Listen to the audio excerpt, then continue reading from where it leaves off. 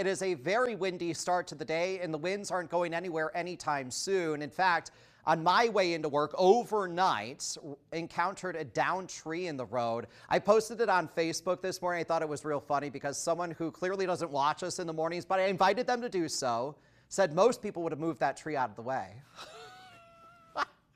To which I had a good laughing fit about this morning, and someone also commented he'd had to have done it with one arm. So goodness gracious. Be on the lookout for some dangers on area roadways this morning, and a multitude of dangers, whether it's road debris, down trees, branches, or limbs. How about some slick spots across the higher terrain? We have a wind advisory out across eastern New York, most of Vermont, and all of New Hampshire until 7 o'clock tonight. But do not be surprised if you see it get reissued for the weekend, because the weekend will also be quite windy.